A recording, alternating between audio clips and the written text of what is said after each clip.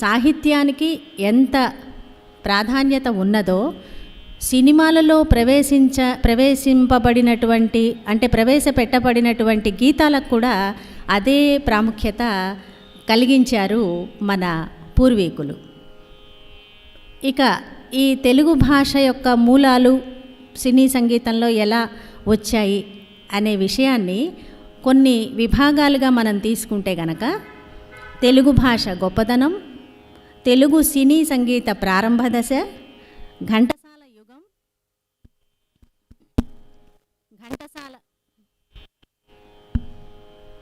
ఘంటసాల యుగం అంటే ఘంటసాల గారి టైము, గేయ రచయితల స్వర్ణయుగం, నేపథ్య గాయకుల పాత్ర, నేపథ్య సంగీతం, గాయని గాయకులు, ఇటువంటి విభాగాలని మనం స్పృశించాల్సి ఉంటుంది.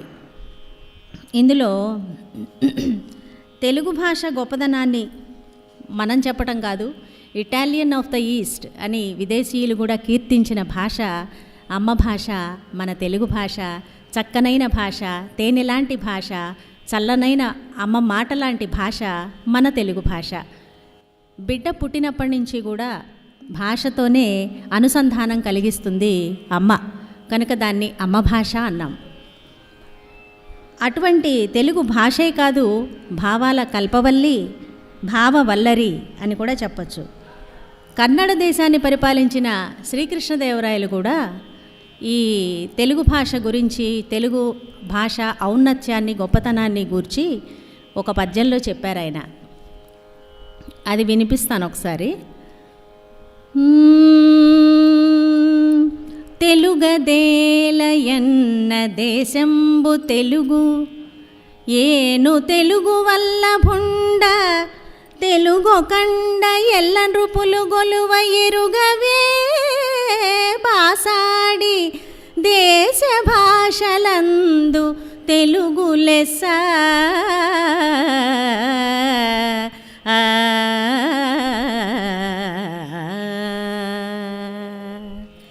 అని వారితో కూడా గొప్పగా నుతించబడిన భాష మన తెలుగు భాష. ఇక ఇందాక చెప్పుకున్న వర్గాలలో తెలుగు సినీ సంగీత ప్రారంభ దశ దాని గురించి మాట్లాడుకుంటే 1935-45 ప్రాంతాల వరకు కూడా తెలుగు భాష పద్య రూపంలో వేదికల మీద బాగా ప్రచారంలో ఉండేది. ముందు మనం పద్యం గురించి మాట్లాడుకుని తర్వాత పాటల దగ్గరికి వెళ్దాం.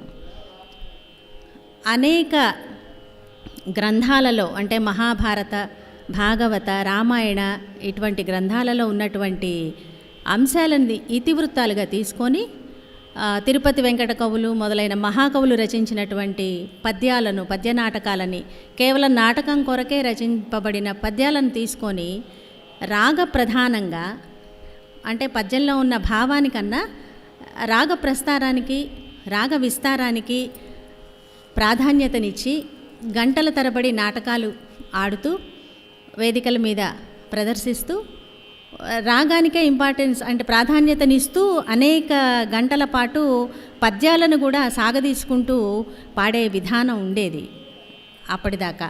అలాంటి వారిలో చాలా ప్రముఖులున్నారు మనకి. శ్రీ బందా కనకలింగేశ్వరరావు గారు, స్థానం నరసింహారావు గారు, పులిపాటి వెంకటేశ్వర్లు గారు, తర్వాత బళ్ళారి రాఘవ గారు, ఇలాంటి మహానటులు ఎందరో తమ వేదికల మీద తమ ప్రదర్శనల్లో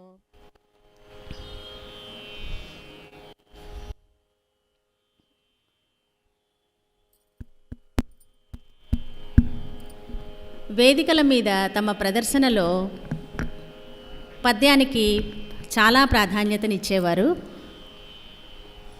రాత్రిపూట 10 గంటలకి మొదలైన నాటకాన్ని తెల్లవారుజామున 4 దాకా పొడిగించారంటే అందులో ఉన్న సంగీతానికి ఎంత ప్రాధాన్యతనిచ్చి సంభాషణలు, రకరకాల హావభావాలు వారు ప్రదర్శించే వేదికల మీద ప్రదర్శించేవారన్నది మనకి తెలుసు కొంతవరకు. ఇప్పటికీ యూట్యూబుల్లో వాటిల్లో ఈ నాటక అంశాలు కొంచెం కొంచెంగా మనం వాటిల్లో చూడవచ్చు. గుమ్మడి గోపాలకృష్ణ గారు మొదలైన ప్రముఖులు కూడా ఈ నాటక పద్య, షణ్ముఖి ఆంజనేయ శాస్త్రి గారు, పేసపాటి నరసింహశాస్త్రి గారు, వీరంతా కూడా నాటక పద్యాలని ఆలపించటంలో, స్థానం నరసింహారావు గారు, తర్వాత పువ్వుల సూరిబాబు గారు, కళ్యాణం రఘురామయ్య గారు, వీళ్ళందరూ కూడా లబ్ధ ప్రతిష్ఠులు. అయితే 1950లోకి వచ్చాక చలనచిత్ర మూకీ టాకీ యుగాలు మొదలయ్యాయి. ఈ టాకీ యుగాలు కూడా వచ్చాక పద్యాన్ని ఎలా ఉపయోగించుకోవాలి, తెలుగు పద్యాన్ని భావానికే ఇంపార్టెన్స్, భావానికి ప్రాధాన్యతనివ్వాలి, రాగభావాన్ని తగ్గించాలి, ప్రజల మనసులని చేరువ చేయాలి, అలాగే ఏ పదాన్ని ఎక్కడ విరిచి పలకాలి, ఎక్కడ ఆపాలి, ఇలాంటి విషయాలన్నిటికీ ప్రాధాన్యతనిచ్చిన వాళ్ళు గురువులు, సద్గురువులు శ్రీ ఘంటసాల వెంకటేశ్వరరావు గారు మాత్రమే. పద్యానికి ఒక ప్రత్యేకమైన ఒరవడిని ప్రవేశపెట్టి చలనచిత్రాలలో పద్యం ఇలా ఉండాలి అని తెలియజేసింది శ్రీ ఘంటసాల గారే. దీనికి కూడా ఒక కారణం ఏంటంటే, మహావాది వెంకటప్పయ్య గారని గొప్ప విద్వాంసులు బాపట్లలో ఉండేవారు. వారు కచేరీలలో 3 గంటల కచేరీల్లో చివరిలో ఏదన్నా ఒక చాటు పద్యం కానీ కవుల పద్యాలు కానీ ఆలపించటం ఆయనకి అలవాటట. ఒకసారి సీనియర్ సముద్రాల గారితో ఘంటసాల గారు వెళ్ళటం, కచేరీలకి హాజరవ్వటం జరిగింది. ఆ సందర్భంగా ఆయన అక్కడ వారి పద్యాలను విని తాను కూడా కొంతమంది కవుల పద్యాలని మంచి రాగం తీసుకుని క్లుప్తంగా వివరిస్తూ, రాగభావాన్ని క్లుప్తం చేస్తూ, పద్యంలో ఉన్న భావాన్ని వెలికి తీస్తూ రికార్డులు ఇవ్వాలని నిశ్చయించుకున్నారట. వెంటనే తన అంతేవాసి సఖుడు శ్రీ పట్రాయని సంగీతరావు గారితో సంప్రదించి సీనియర్ సముద్రాల వారి ఆశీర్వాదంతో మన జంధ్యాల పాపయ్య శాస్త్రి గారి పద్యాలు, గుర్రం జాషువా పద్యాలు మొదలైనవన్నీ కూడా ఆయన రికార్డ్ చేయటం జరిగింది. అయితే ఇవి సినిమాకి అప్రస్తుతం, కానీ అలా పద్యాన్ని ఘంటసాల గారు ఆ విధంగా ఎలా పాడాలో, ప్రజలకు ఎలా చేరువ చేయాలో నేర్పించినవారు. మచ్చుకి ఒక పద్యం వినిపిస్తాను. అద్వైతమూర్తి, సాంధ్యశ్రీ మొదలైన పద్య ఖండికలు జంధ్యాల పాపయ్య శాస్త్రి గారు రచించారు. దానిలో ఘంటసాల గారి పద్యం ఒకటి విందాం.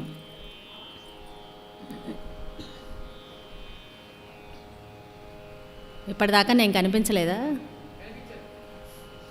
చూచెదవేలనో ప్రణయ సుందరి, కాటుక కళ్ళలోని ఆలోచనలేమిటో హరిణలోచని, నే చిరునవ్వులోని సంకోచములెందుకో కుసుమ కోమలి, నే మధురాధరమ్ములో దాచుకొనంగ నేటికి సుధామయ సూక్తి కళా విలాసిని.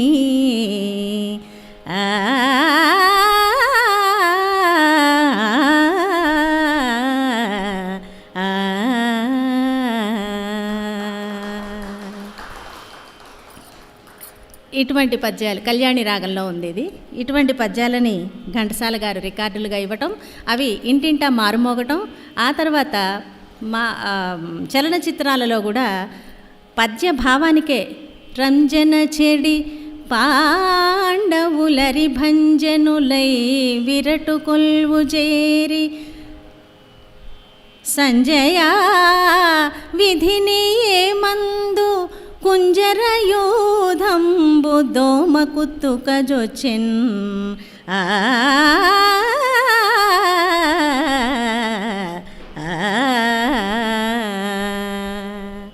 ఇటువంటి పద్యాలు వారు ఆలపించటం, అవి మన మనసులకి హత్తుకోవటం కూడా జరిగింది. కేవలం ఆ పద్యాలు వినటానికే చలనచిత్రాలకి ఆ రోజుల్లో ప్రేక్షకులు సిద్ధంగా కూర్చునేవారని అనుకుంటారు. ఇప్పటికీ మనము ఆ పద్యాలను వింటూనే ఉంటాం, ఆనందాన్ని పొందుతూనే ఉంటాము. తర్వాత భారత భాగవత కథలనే ఇతివృత్తాలుగా తీసుకొని చేసినటువంటి అనేక రకాల చిత్రాలు ఉన్నాయి. కృష్ణ పాండవీయం, కృష్ణ అర్జున యుద్ధము, కృష్ణ తులాభారము ఇలాంటివి. అలాగే భక్త ప్రహ్లాద, చెంచులక్ష్మి ఇవి కూడా గొప్ప చిత్ర రాజాలే. అందులో పోతన గారు తెలుగు పద్యానికి తెలుగు సాహిత్యానికి, అచ్చ తెలుగు పదాలకి, కమ్మని భావాలకి, భగవద్భక్తికి, ఆధ్యాత్మిక తత్వానికి ఆయన పెట్టింది పేరు. ఆయన రచనలు ఒక్క భాగవతం చాలు పోతన గారి యొక్క గొప్పతనం తెలియజేయడానికి. అటువంటి భాగవత పద్యాలలో సీస పద్యాలు, అనుసరించి తేటగీతి, ఆటవెలది, కంద పద్యాలు ఇలాంటివి ఉంటూ ఉండేవి. వాటిల్లో సుశీల గారు పాడినటువంటి ఒక్క 2 పద్యాలు వినిపిస్తాను మీకు. అవి భక్త ప్రహ్లాదుడితో పాడించినటువంటి పద్యాలు. ఆ పద్యాల యొక్క సౌందర్యం ఎంత బాగుంటుందంటే వింటేనే కానీ తెలియదు. కంజాక్షునకు గాని కాయంబు కాయమే, పవన గుంభిత చర్మభస్త్రిగాక. కంజాక్షుడు అంటే భగవంతుడు, కంజదళాల పద్మముల వంటి నేత్రములు కలిగినవాడు.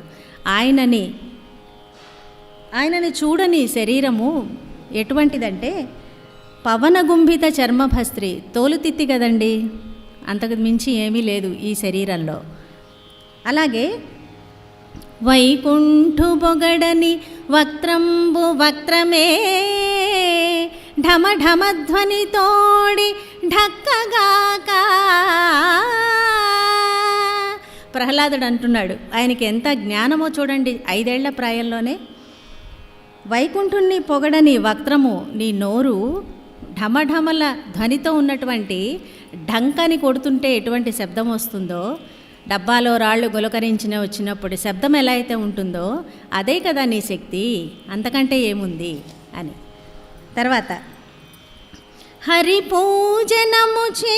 హరిపూజనము లేని హస్తంబు హస్తమే, తరుశాఖ నిర్మిత దర్విగాక.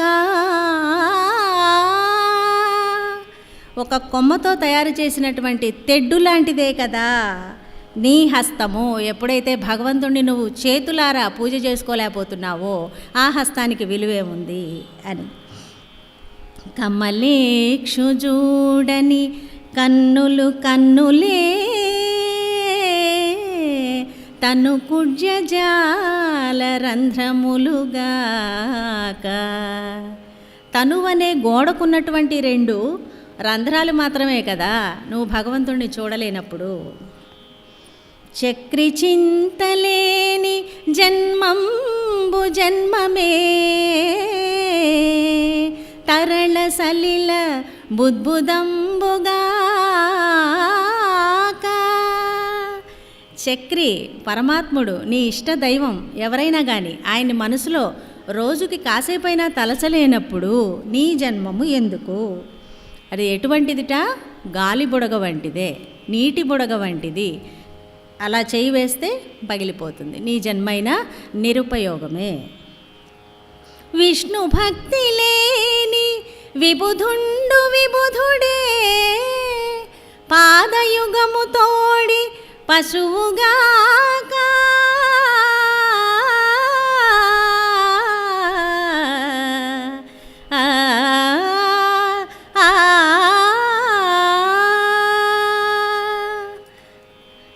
విభుతుడంటే పండితుడు, ఎంతో గొప్ప జ్ఞాని, ఎన్నో తెలుసుకున్నాడు, శాస్త్రాలు చదివాడు, ధర్మకార్యాలు చేశాడు. కానీ విష్ణు భక్తి లేని అహంకారంతో చేసినటువంటి పనులు ఏవి కూడా నీకు ఉపయోగపడవయ్యా.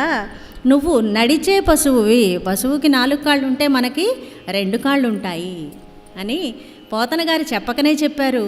బాలప్రహ్లాదుడు మనకు కూడా ఆ విషయాలన్నీ పద్యం ద్వారా తెలియజేశాడు. అలాగే భక్త ప్రహ్లాదలో మరొక పద్యం,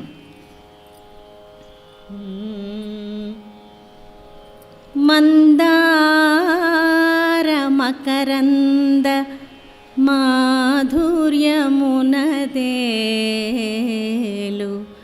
మధుపంబువోవునే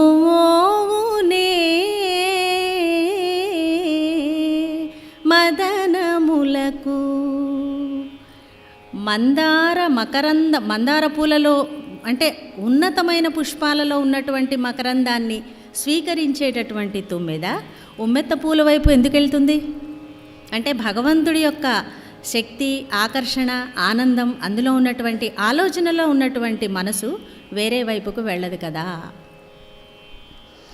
నిర్మల మందాకిని వీచి కలదూగు రాయంచనునే తరంగిణులకు. తరంగిణులు అంటే చిన్న చిన్న సెలయేళ్ళు. ఆకాశగంగలో విహరించే రాయంచ ఈ సెలయేళ్ల కోసం ఎందుకు వస్తుంది? అక్కడే తన ఉన్నతత్వాన్ని కాపాడుకుంటూ తన గొప్పతనాన్ని, తన ఆనందాన్ని, స్వర్గాన్ని అక్కడే చూసుకుంటుంది కదా. పూర్ణేందు చంద్రికా స్ఫురిత చకోరకంబు అరుగునే సాంద్ర నిహారములకు. చంద్రునితో వెన్నెల రోజుల్లో వచ్చేటటువంటి ఆ రసాన్ని ఆనందంగా తాగేటటువంటి చకోర పక్షి ఇక్కడ మంచు బిందువులను ఎందుకు తాగుతుంది? అవసరమే ఉంది. ఆత్మానందాన్ని అక్కడ పొందుతున్నప్పుడు భగవంతుని దర్శనాన్ని ఆత్మలో దర్శిస్తున్నప్పుడు పొందే ఆనందాన్ని విడిగా మనం ఎక్కడా పొందము అని భావం. అంబుజోదర దివ్య పాదారవింద చింతనామృత పాన విశేషమత్త చిత్తమేరీతి ఇతరంబు చేరనేర్చు. వినుత గుణశీల మాటలు వేయునేలా.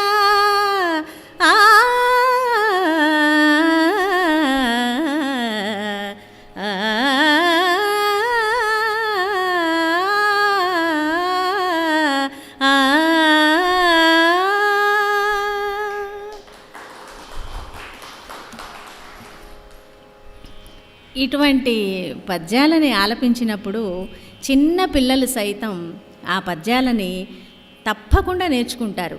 ఏదైనా విద్యార్థులు కూడా ఒక విషయాన్ని కవితాత్మకంగా సంగీతంతో పాటు జోడించి చెప్తే పాట రూపంలో తొందరగా గుర్తుపెట్టుకోగలుగుతారు. ఇప్పటికీ మనం అంటే మా తరం వాళ్ళు చిన్నప్పుడు మా మామయ్యలు, మా నాన్నలు, మా అమ్మమ్మలు కూర్చోబెట్టి ఆ పద్యాలన్నీ చదివించారు కనుక కొన్ని గుర్తున్నాయి మాకు.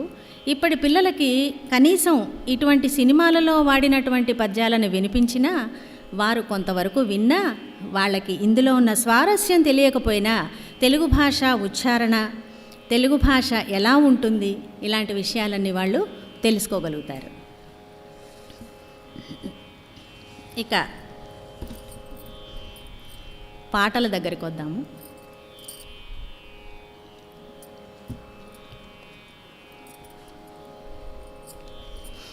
పంతొమ్మిది 1950 నుంచి 1969 వరకు నేను స్వర్ణయుగమే అంటాను నాకు తెలిసినంత వరకు. 1950లో వచ్చిన సినిమాలు కూడా ఒక 20-30 సినిమాలు ఉన్నాయి. అలాగే ఎంతోమంది సంభాషణ రచయితలు ఉన్నారు, తర్వాత గీత రచయితలు ఉన్నారు, స్వరకర్తలు ఉన్నారు. వాళ్ళందరూ మనకి తెలుగు భాషని పరిపుష్టం చేశారు సినిమాలలో. సాధారణంగా సంగీతము, సాహిత్యము అనగానే కొన్ని విభాగాలుగా మనం చెప్పుకుంటాం. కర్ణాటక సంగీతం, శాస్త్రీయ సంగీతం అని, లలిత సంగీతం అని, జానపద సంగీతం అని, ఇలా కొన్ని విభాగాలు చేసుకుని పిల్లలకి నేర్పిస్తూ ఉంటాం. శాస్త్రీయ సంగీతం అంటే శాస్త్రబద్ధమైనది, మంత్రపూరితమైనది, ఆధ్యాత్మికపరమైనది, భగవద్భక్తి సంబంధమైనది, ఎన్నో రహస్యాలు తెలియజేసేటటువంటి స్వరసహితమైనటువంటి సంగీతం శాస్త్రీయ సంగీతం. ఇక లలిత సంగీతానికి వస్తే కేవల భావ ప్రాధాన్యత, భాషా సౌందర్యం, అలతి అలతి పలుకులు, మధురంగా మనోహరమైన కవి యొక్క ఊహలు పాట రూపంలో రావటం అందులో కనిపిస్తుంది. వాటిని లలిత గీతాలు అంటాం.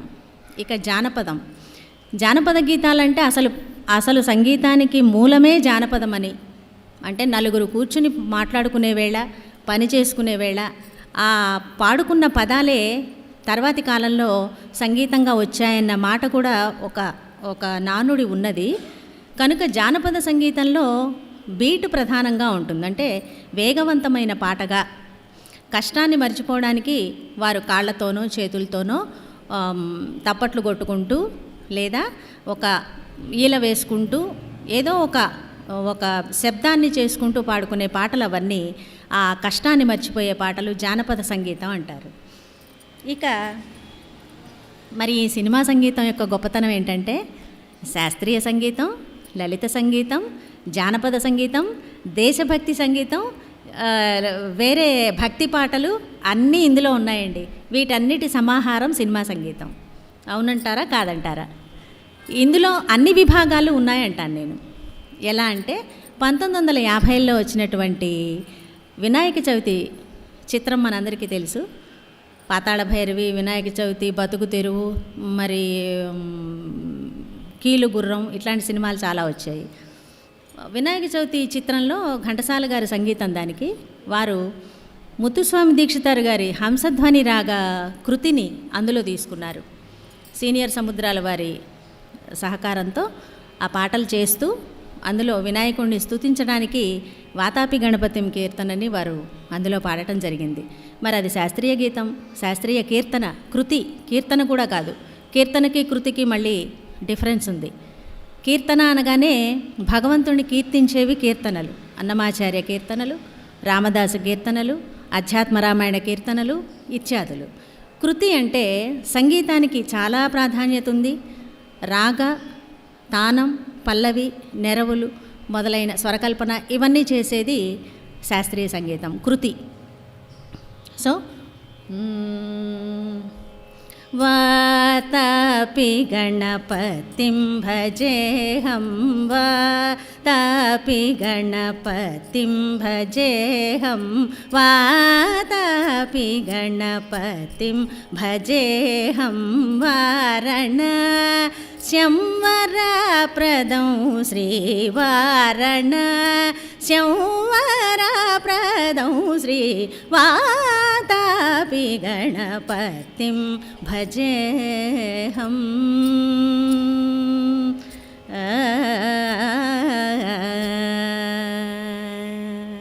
ఈ కృతి సంస్కృతంలో ఉంది, కానీ సినిమా కర్ణాటక సంగీతం నుంచి తీసుకున్న కృతిగా దీన్ని మనం పరిచయం చేసుకోవచ్చు.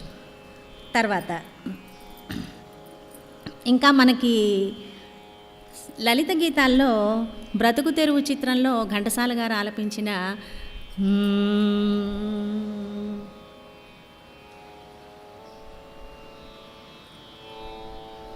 అందమే ఆనందం, ఆనందమే జీవిత మకరందం, అందమే ఆనందం.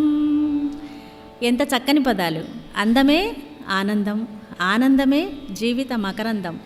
మీరు ఎప్పుడైతే అందాన్ని చూస్తారో అదే మీకు ఆనందంగా అనిపిస్తుంది. ఆ ఆనందమే మిమ్మల్ని జీవితాంతం కూడా సంతోషంగా ఉండేటట్టు చేస్తుంది. పడమట సంధ్యారాగం, కుడి ఎడమల కుసుమ పరాగం, ఒడిలో చెలి మోహన రాగం, జీవితమే మధురానురాగం, అందమే ఆనందం. చల్లని సాగర తీరం, మది జిల్లను మలయ సమీరం, ఒడిలో చెలి తీయని రాగం, జీవితమే అనురాగయోగం, అందమే ఆనందం. ఇటువంటి లలిత గీతాలు కోకొల్లలు చలనచిత్రాలలో. అంటే మనం 50స్లో 50లో చిత్రాల గురించి మాట్లాడుకుంటున్నాం గనక ఈ పాటని మనం అందుకున్నాం. ఇలాంటి పాటలు చాలా ఉన్నాయి. అలాగే జానపద గీతాలకి ఉదాహరణగా ఎరువక సాగరో రన్నో చిన్నన్న, నీ కష్టమంతా తీరునురో రన్నో చిన్నన్న. రోజులు మారాయి చిత్రంలో ఈ పాట చాలా ప్రసిద్ధి చెందింది. దీన్ని సాహిత్యం కూడా తెచ్చుకున్నాను నేను. జిక్కి గారు పాడారు. వహీదా రెహమాన్ గారి బహుశా ఆరంగేట్రం అనుకుంటాను ఆ సినిమానే మొదలు, రోజులు మారాయి. అందులో ఇది రచించింది కొసరాజు రాఘవయ్య చౌదరి గారు. ఈ రాఘవయ్య చౌదరి గారు రైతు కుటుంబానికి చెందిన వ్యక్తి కనుక రైతు యొక్క కష్టాలు, రైతు యొక్క బాధలు, రైతు యొక్క సంతోషం, రైతు యొక్క కర్తవ్యం, రైతుల యొక్క గొప్పదనం ఇవన్నీ కూడా తన రచనల్లో చూపించేవారు. అందువల్ల ఈ సాహిత్యం చాలా అద్భుతమైన దీనిలో కనిపిస్తుంది మనకి. నవధాన్యాలను గంపకెత్తుకొని, చద్ది అన్నము మూటగట్టుకొని, ముల్లుగర్రను చేతబట్టుకొని, ఇల్లాలును నీ వెంట పెట్టుకొని, ఏరువాక సాగారో రన్నో చిన్నన్న, నీ కష్టమంతా తీరును రో రన్నో చిన్నన్న అంటుంది ఆవిడ. పడమట దిక్కున వరద గుడేసే, ఉరుముల మెరుపుల వానలు కురిసే. ఇది రైతుకు మాత్రమే తెలుస్తుంది. పడమటి దిక్కున అక్కడ కనిపిస్తోంది, ఏదో వస్తోంది మనకి, వానలు మొదలైనవి, తొలకరి వానలు అనే సెన్స్, అంటే ఆ జ్ఞానం రైతుకు మాత్రమే తెలుస్తుంది. పడమటి దిక్కున వరద గుడేసే, ఉరుముల మెరుపుల వానలు కురిసే, వాగులు వంకలు ఉరవడి చేసే, ఎండిన బీళ్ళు ఎగుళ్ళు వేసే, ఏరువాక సాగారో రన్నో చిన్నన్న, నీ కష్టమంతా తీరును రో రన్నో చిన్నన్న.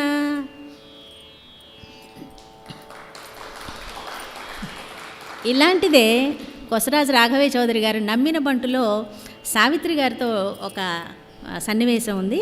అందులో పాట, చెంగు చెంగున గంతులు వేయండి ఓ జాతి వన్నె బుజ్జ ఇల్లారా, నోరు లేని తూవా ఇల్లారా, చెంగు చెంగున చెంగు చెంగున గంతులు వేయండి అంటూ ఒక పాట పాడిస్తారు ఆయన. మనుషుల కన్నా జాలి లేని నర పశువుల కన్నా మీరే మేలనిపిస్తారు చెంగు చెంగున అని. ఆ పాటలో చెంగు చెంగు అనే పదం కూడా ఆవు దూడలు ఎప్పుడైతే ఇలా గెంతులెత్తుతున్నాయో ఆ భావ ప్రకటన ఆ పదంలో కనిపిస్తుంది. చెంగు చెంగు చెంగు అన్నప్పుడు లేగదూడలు మన కళ్ళ ముందు ఇలా గొంతులేస్తున్నట్టుగానే మనకి ప్రత్యక్ష అనుభవం కలిగిస్తారు. అటువంటి గొప్ప రచయిత కొసరాజు రాఘవయ్య చౌదరి గారు. ఇంకా మనకి ఇందులో చాలామంది వీళ్ళు మాటల రచయితలు చాలామంది ఉన్నారు. నేను ఈ పాట ఎక్కడో పెట్టేశాను.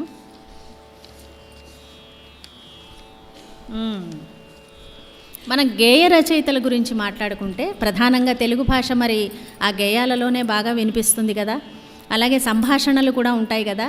ఈ సంభాషణ రచయితలు, గేయాల రచయితలు చాలామంది 50ల్లో ప్రసిద్ధులైనటువంటి కవులే ఉండేవారు. తాపీ ధర్మారావు గారు, బలిజేపల్లి లక్ష్మీకాంత కవి గారు, జంఝాల పాపయ్య శాస్త్రి గారు, దేవులపల్లి వారు, రజనీకాంతరావు గారు ఇత్యాది మహానుభావులందరూ సినిమాలకు పనిచేసిన వారే. వారి రచనలన్నీ కూడా సినిమాల్లో ఉన్నాయి, సంభాషణలు కూడా ఉన్నాయి. పింగళి నాగేంద్రరావు గారు, వీరి గురించి మనం ఒక ముక్కలో చెప్పుకోలేము, ఎక్కువ టైం తీసుకోవాలి. అంటే సంభాషణలకి పదును పెట్టడం, ఒక కొత్తదనాన్ని తీసుకురావడం, కొత్త కొత్త పదాలు ఉపయోగించుకోవడం, ఇలాంటివన్నీ చేసిన వారు పింగళి గారు. సాహసం శాయరా ఢింబక పాతాళ భైరవి, గిడిగిడి కస్తూరి శివరావు గారితో గిడిగిడి గిడిగిడి అని గుణసుందరి కథలో అనిపిస్తారు. జలకాలాటల, ఇది శృతి ఎక్కువైంది ఉండండి. జలకాలాటలలో కలకల పాటలలో ఏమి హాయిలే హలా, అహ ఏమి హాయిలే హలా. హలా అనే పదం అయిందే, అది ఇంతకుముందు లేదు. మనం హలో హలో అని పలకరించుకుంటూ ఉంటాము. దానికి మార్గరెట్ హల్వా అనే ఒక ఆవిడ ఎవరో ఉన్నారని స్టోరీ కూడా ఉంది. కానీ ఇందులో మాత్రం హలా అనే పదాన్ని పింగళి వారు పరిచయం చేయటం కూడా జరిగింది. ఎంత చక్కని పదం తెలుగు పదాల్లో. అటువంటి మచ్చు, పాటలో మచ్చు అనే అర్థం వచ్చేటట్టు పదం, ఇలాంటివి. ఇంకా సినారేయ గారు, ఆత్రేయ గారు, కొసరాజు రాఘవయ్య చౌదరి గారు, తర్వాత మనకి ఆరుద్ర గారు, దాశరథి గారు, శ్రీశ్రీ గారు, అద్దేపల్లి రామారావు గారు, వేటూరు సుందరరామూర్తి గారు, సిరివెన్నెల సీతారామ శాస్త్రి గారు, ప్రస్తుతం చంద్రబోసు గారు, ఇలాంటి వాళ్ళందరూ కూడా మన తెలుగు భాషని సుసంపన్నం చేసిన వాళ్ళే. ఇప్పుడు మనం మొదట్లో ఉన్నటువంటి అంటే 50 నుంచి 69 వరకు వచ్చిన సినిమాల్లోవే కొన్ని వెరైటీ సాంగ్స్ పాటల గురించి చెప్తాను. దేశభక్తి గీతాల విభాగానికి వస్తే స్వాతంత్రం 1947లో వస్తే తర్వాతి కాలం అంతా కూడా ఆ ఉత్తేజం కవులలో ఉండేది. అలాగే పాటల్లో బాగా వినిపించేవారు. వేములపల్లి శ్రీకృష్ణ గారు, గురజాడ అప్పారావు గారు ఇత్యాది మహాకవులందరూ కూడా అనేక రకాల పాటలు, దేవులపల్లి కృష్ణశాస్త్రి గారు వీళ్ళందరూ కూడా రచించి ప్రజల్లోకి వదిలేవాళ్ళు. అంటే ఆ పాటల్ని ప్రచారం చేసుకుంటే వీళ్ళలో కూడా దేశభక్తి అనేది ఏర్పడుతుంది అని. అప్పుడు బాగానే ఉండేది దేశభక్తి. తర్వాత తరాలు మారాక కొంచెం మార్పు అనేది వచ్చింది. ఆ దేశభక్తి గీతాల్లో బడిపంతులు చిత్రంలో ఘంటసాల గారి పాట ఉంది.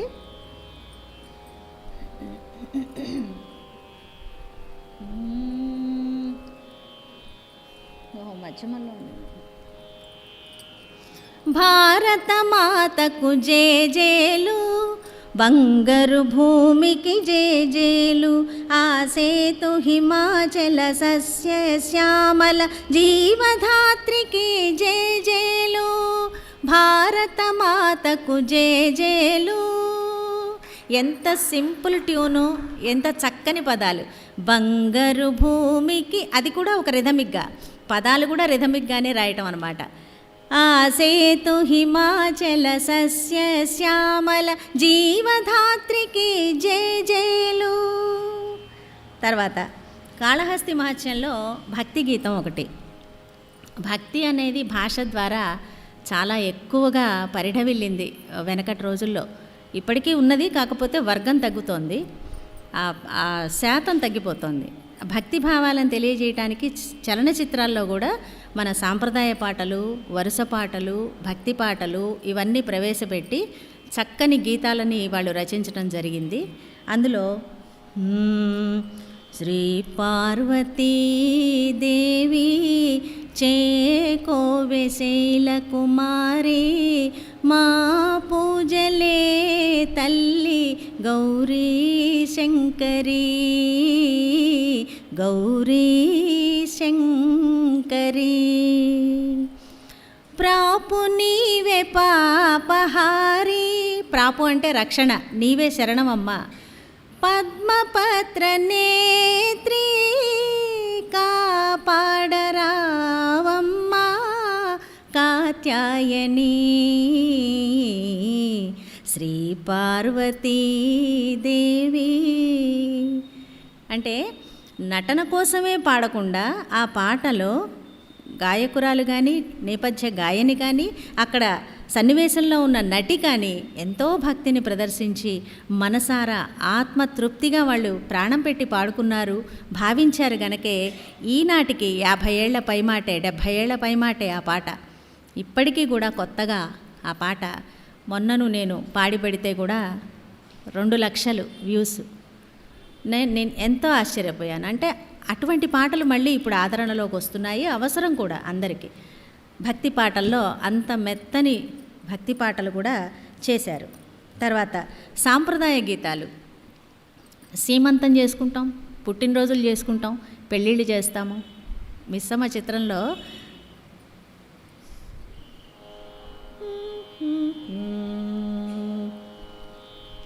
శ్రీ జానకీ దేవి సీమంతమలరే,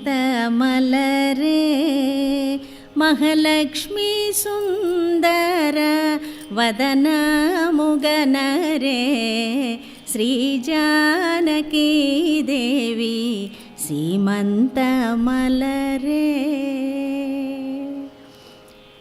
ఏదైనా పతివ్రతని కానీ, అంటే మనలో ఉన్న మనుషుల్ని పోల్చడానికి సీతమ్మ తల్లిని ఎక్కువగా తీసుకునేవారు ఆ రోజుల్లో. సహనానికి, త్యాగానికి, భక్తికి, భర్త యొక్క అనురాగాన్ని పొందడానికి, భర్తకి అనుగుణంగా చరించడానికి స్త్రీ జాతిలో ఉత్తమురాలైనటువంటి అమ్మవారిని, ఆ సీతామాతని ప్రామాణికంగా తీసుకొని కొన్ని పాటలు రచించేవారు సాంప్రదాయ గీతాల్లో. అందులో ఇదొకటి, శ్రీ జానకీదేవి సీమంతము చూడరండి అని. అదే పాట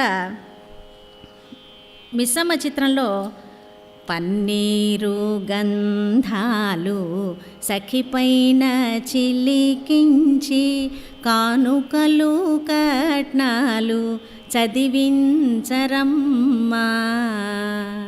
నిండు గర్భిణి 7వ నెల 9వ నెల 5వ నెల వాళ్ళ ముచ్చట తీర్చుకునే సమయంలో ఆమెను అలంకరించి అక్కడ కూర్చోబెడితే చక్కగా అందంగా అమ్మవారిలాగా అమ్మాయి కూర్చుంటే పన్నీరు పూయండి, పన్నీరు చల్లండి, గంధాలు చల్లండి, కానుకలు కట్నాలు చదివించండి అని అమ్మలక్కలందరూ కూర్చుని దీవెనలు అందిస్తున్నారు. మల్లె మొల్ల సరులు సఖి జడను సవరించి, ముత్తైదు చిహ్నాలు ఇవన్నీ, బొట్టు, గంధం, పుష్పాలు, ఇవన్నీ కూడా ఆమెకు అలంకరించండి. ఎల్ల వేడుకలిపుడు చేయించరమ్మా. శ్రీ జానకీ దేవి సీమంతమలరే. ఆ పాట వింటుంటేనే మన మనసు ఎంత ఆనందంగా ఉంటుంది, హాయిగా వినిపిస్తుంది. అటువంటి సాంప్రదాయబద్ధమైన పాటలు కూడా మన వాళ్ళు రచించడం జరిగింది. అలాగే మంగళహారతులు అనగానే ప్రతి ఇంట మోగే పాట ఒకటే, శ్రీలలిత శివజ్యోతి సర్వకామద శ్రీగిరి నిలయ గిరామయ సర్వమంగళ. శ్రీలలిత శివజ్యోతి సర్వకామద. సురటి రాగం మల్లాది రామకృష్ణ శాస్త్రి గారి రచన రహస్యం చిత్రానికి. ఆయన చేసిన ఒక అద్భుతమైన విషయం ఏంటంటే, వారు లలితాదేవి ఉపాసకులు. ఎంతో పేరున్న ఎన్నో భాషల్లో ఆయనకు పేరుంది. కానీ తెలుగుని ఎంత గొప్పగా రచించేవారంటే, చిన్న చిన్న పదాలు, అద్భుతమైన పదాల్లో అంతరార్థాన్ని ఇమిడుస్తూ ఈ పాట, ఇప్పుడు నేను చెప్పిన పాట శ్రీలలిత శివజ్యోతి, ఇది రచించి సుమారు 62లోనో 63లోనో 67లో వచ్చింది అనుకుంటా రహస్యం. అప్పటి నుంచి ఇప్పటికీ కూడా ఆ పాట పాతపడలేదు. ఎక్కడ ఏ మంగళహారతి పాడాలి అంటే ముత్తైదువులందరూ కలిసి పాడుకుంటారు ఈ పాట, లేదా సంగీత విద్వాంసులు తెలిసిన వాళ్ళు ఎవరినైనా విద్వాంసులు ఉంటే వాళ్ళని కూడా ఇదే పాడమంటారు. అంత పరిచితం అయిపోయి తెలుగు ముంగిళ్లలోకి, తెలుగు పూజారు మందిరాల్లో కూడా ప్రవేశించిన పాట శ్రీలలిత శివజ్యోతి. మల్లాది వారి ఇలాగే రామకృష్ణ శాస్త్రి గారు బాలసరస్వతి గారితో ఒక చిన్న జోలపాట పాడించారు. చివురాక పూరేక చిట్టిరా చిలక కిలకిలల బాల జో జో జో వయ్యారి కదే జో జో జో. ఎంత బాగుందో చూడండి. చిగురాకు, పసిపిల్లల్ని చిగురాకుతో పోల్చటం. పూరేకు, పువ్వు యొక్క రేకు ఎంత సున్నితంగా ఉంటుంది, అప్పుడే పుట్టిన బిడ్డ కూడా అంతే. చిట్టిరా చిలక కిలకిలల బాల. ఎప్పుడు నవ్వుతూ ఉంటుంది పసిపాప, ఏమీ తెలియదు, నవ్వు తప్ప. జో జో జో వయ్యారి కదే జో జో జో. మనసైన గోల చేసి ఇల్లు తీసి పందిరేసి. ఎంత గోలో, పడుకున్నప్పుడే ఆ కాసేపే, ఆ తర్వాత అంతా అల్లరే.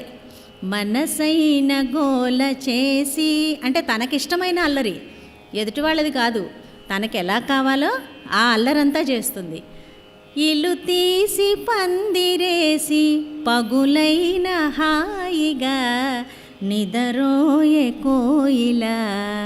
అప్పటిదాకా గోల చేసిన ఆ కోయిల పగలైనా సరే చక్కగా నిద్రపోతోందిట. జో జో జో వయ్యారి కదే జో జో జో.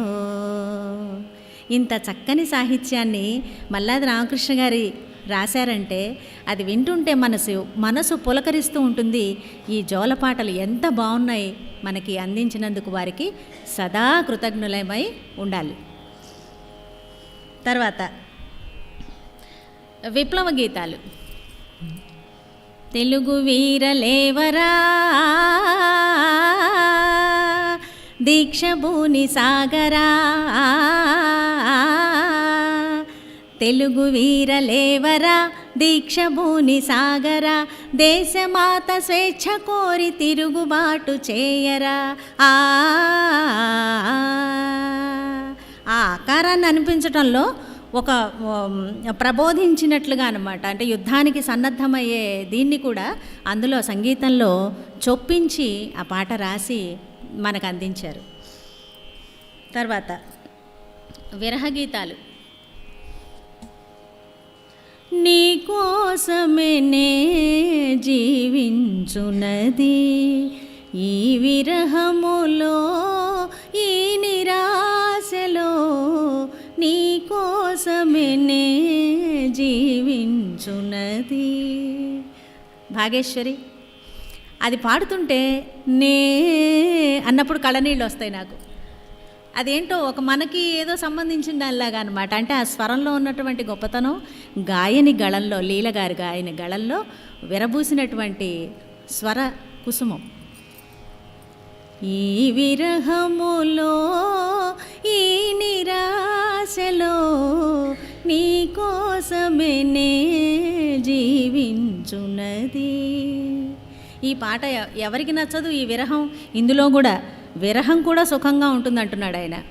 విరహము కూడా సుఖమే కాదా, నిరతము చింతన మధురము కాదా, వియోగ వేళల విరిసే ప్రేమల విలువను గనలేవా, నీ రూపమే నే ధ్యానించునది.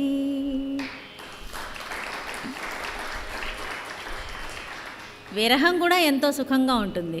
విరహం తర్వాత వచ్చే కలయిక మరింత మధురంగా ఉంటుంది. అయితే ఆ విరహానికి, ఈ కలయికకి, విరహం తర్వాత వచ్చే కలయికకి వేచి ఉండే హృదయాలు ఎన్ని? ఇవాళ రేపు అసలు లేదు కదా. విరహం అంటే తెలీదు, వేదన అంటే తెలీదు, ప్రేమ అంటే తెలీదు, తర్వాత కలయికలంటే అసలు తెలీదు. ఆ అనుభూతిని పొందిన వాళ్ళు మాత్రమే ఈ పాటలని ఆస్వాదించగలుగుతారు. వేచి ఉండటం అన్నది ఎవరికి తెలియదమ్మా, అంతే. ఎలా వేచి ఉంటాము? ఎంతసేపు ఉంటాం? మేమంతా స్పీడ్, చాలా ఫాస్ట్. మాకు అయిపోవాలి ఇప్పుడే పనులన్నీ. ప్రేమ అయిపోవాలి, పెళ్ళి అయిపోవాలి, పిల్లలు అయిపోవాలి, చివరికి అన్నీ అయిపోవాలి. టైం లేదు, సమయం లేదు మిత్రమా, సంభాషణలు. తర్వాత యక్షగానాలు. యక్షగానాలు మల్లీశ్వరలో ఉషా పరిణయం వేశారు. గిరిజా కళ్యాణం రహస్యంలో ఆ రామకృష్ణ శాస్త్రి గారు రచించిన గిరిజా కళ్యాణం ఘంటసాల గారికి ఎంత పేరు తెచ్చిందంటే, ఆయన మన పెద్దస్వామి దగ్గర కూడా అది వినిపించటం, అనేక సభల్లో అమెరికాలో చికాగో వెళ్ళినప్పుడు కూడా ఆ గిరిజా కళ్యాణాన్ని ఆయన పాడటం కూడా జరిగింది. అద్భుతమైనటువంటి శాస్త్రీయతతో కూడినటువంటి రచన, సంగీతం కూడా దానికి ఘంటసాల గారు అందించి చిరస్మరణీయులు అయ్యారు. మామూలుగా దక్కలేదు ఆయనకి భాగ్యం ఆ గిరిజా కళ్యాణానికి. ఇక ఉషాపరిణయం వచ్చి సాలూరి వారిది.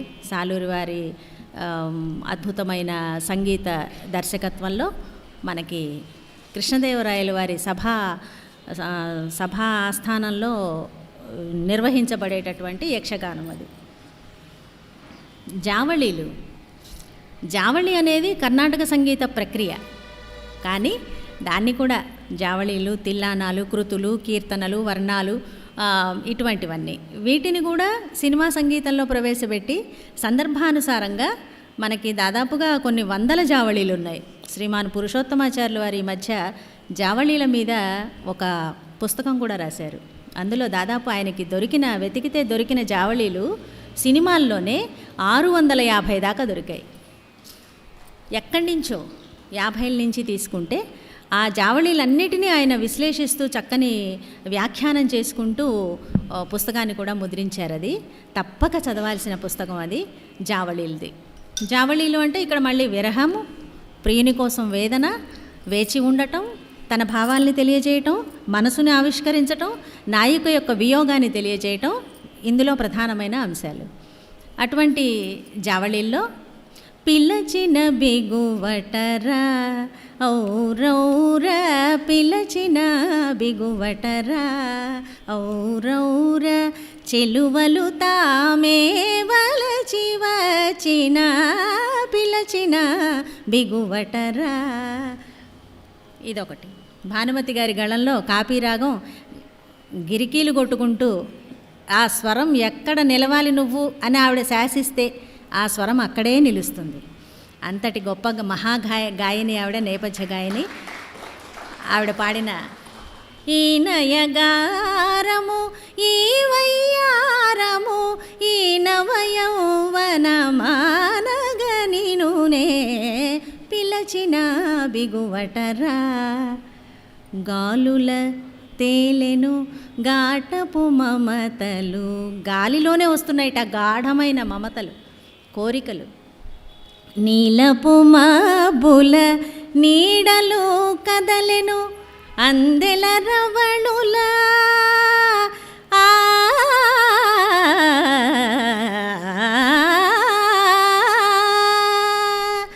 అందెల రవళుల సందడి మరి మరి, అందెల రవళుల సందడి మరి మరి, అందగాడ ఇటు తొందర సేయగ పిలచిన బిగువటరా. జావళీలకి సాధారణంగా ఖమాసు, ఫరజు, ఈ కాపీ ఇట్లాంటి రాగాలు, సున్నితమైన రాగాలును ప్రేమ భావాలని తెలియజేయటానికి, శృంగార భావాలని ఈజీగా తేలికగా తెలియజేయటానికి సులభంగా ఉపయోగపడే రాగాలన్నమాట.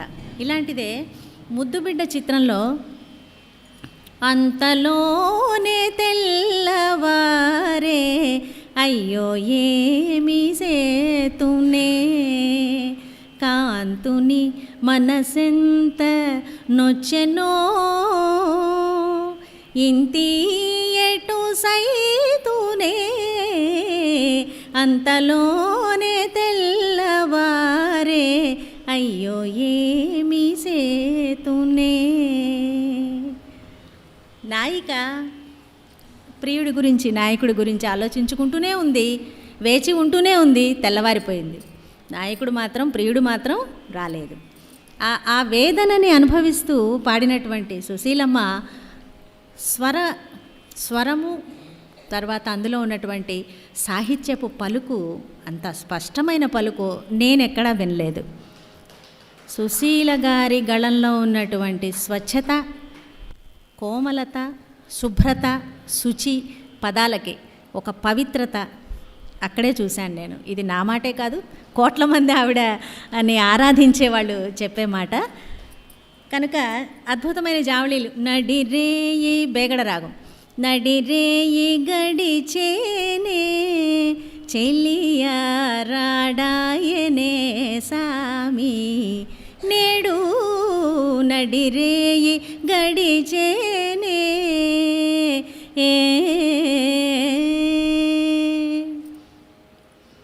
గడప పడిగాపు పడియుండలేనే, గడియొక్క యుగముగ గడుపగలేనే, ఎడబాటుతో ఓ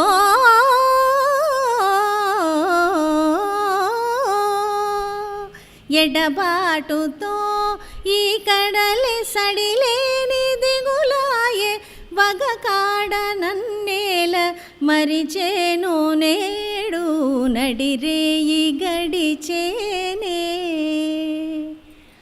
పరిగెత్తుకుంటూ వస్తాడు ఈ పాట వింటే ప్రియుడు. ఆయన వినలేదు, అందుకే లేట్ అయింది. ఇంకొక చక్కనైన విషయం ఏంటంటే, కర్ణాటక సంగీతంలో ఉన్నటువంటి వర్ణం, నవరాగమాలిక వర్ణం అండి, తెలుగే. భాగ్యలక్ష్మి అనే చిత్రం ఉంది ఒకటి, 1945లో వచ్చింది. నాగయ్య గారి హీరో. అందులో టంగుటూరి సూర్యకుమారి గారు, మరికొంతమంది విద్వాంసులు, అందులో అభినయిస్తున్నటువంటి నటీనట వర్గం, నాగయ్య గారు అందరూ కలిసి ఈ వర్ణాన్ని పాడారండి. జలతరంగము, వయోలిను, మృదంగము, ఫ్లూట్, ఒక్కొక్క స్త్రీ పాత్రధారిణి ఒక్కొక్క వాయిద్యాన్ని తీసుకొని ఈ వర్ణాన్ని అందరూ కలిసి పాడతారు. అది మనకి ఎక్కడైనా దొరికితే చూడండి యూట్యూబ్లో. చాలా నవరాగమాలిక అంటే 9 రాగాలలో ఈ వర్ణము పట్నం సుబ్రహ్మణ్యయ్యర్ గారు రచించారు. ఆది తాళం. వలచి వచ్చియునపై చాలా మూసేయ మేర గాదూర చెల్లుడైన శ్రీ వెంకటేశ కలసి మేలసి కోగలిచర.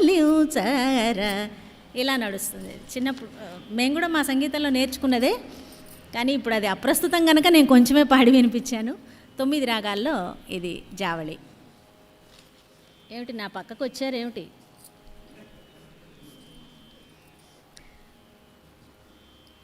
కనుక ఇటువంటి నిన్ననే ఘంటసాల గారి వర్ధంతి జరుపుకున్నాం కదా.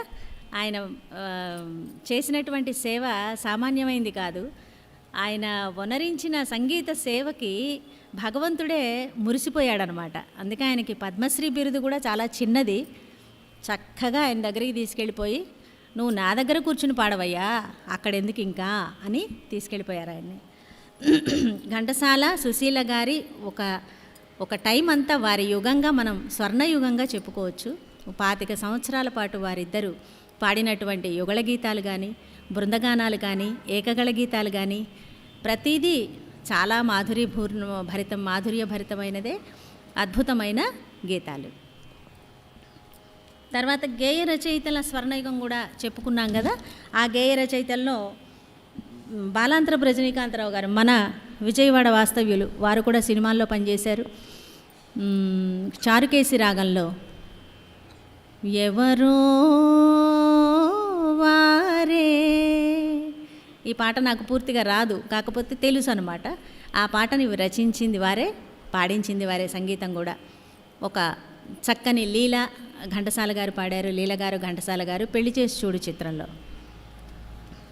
తర్వాత ఆత్రేయ గారు, ఎన్నో పాటలు ఉన్నాయి వారివి, 1, 2 అని చెప్పుకోలేము, ఎన్నో పాటలు ఉన్నాయి. ఆత్రేయ గారు ఉన్నాయి, ఆరుద్ర గారు ఉన్నారు, దాశరథి గారు ఉన్నారు, శ్రీశ్రీ గారు ఉన్నారు. శ్రీశ్రీ గారి గురించి ఒక్క మాట చెప్తాను. శ్రీశ్రీ గారు విప్లవ కవిగా పేరుపడ్డారు. ప్రేమ గీతాలు రాశారు. ఆరాధన చిత్రంలో నా హృదయంలో నిదురించే చెలి, కలలలోనే కవ్వించే సఖీ, మయూరివై వయారివై నేడే నటన మాడి నీవే నన్ను దోచినావే, నా హృదయంలో నిదురించే చెలి. శంకరాభరణం. అది అంత చక్కని పాటలు రాశారు ఆయన.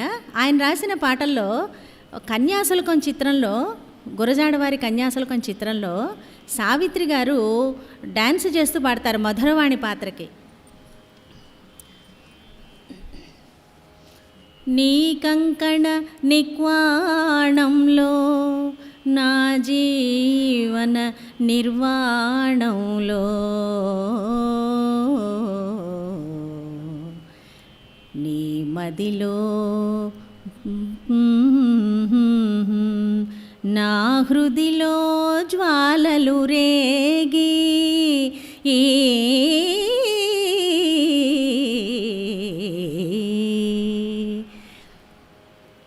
ఆనందం అర్ణవమైతే, అనురాగం అంబరమైతే, అనురాగపుటంచులు చూస్తాం, ఆనందపు లోతులు తీస్తాం, ఆనందం. ఈ పాట ఎలా తీసుకున్నారు ఆ నృత్య ప్రధాన గీతంగానే నాకు ఎప్పటికీ అనుమానం. ఇది ఆయన రాసింది యువత కోసం, యువతని ప్రేరేపించి ఉద్యమించి వాళ్ళల్లో ఉన్న అవకరాలని పోగొట్టాలనే తాపత్రయంతో రచించిన గీతాన్ని ఇలా కూడా ఉపయోగించుకోవడం చాలా గొప్ప విషయం. కనుక ఇప్పుడు మనం ముగింపుకు వస్తున్నాము. అయిపోయింది, ఒక్క నిమిషం.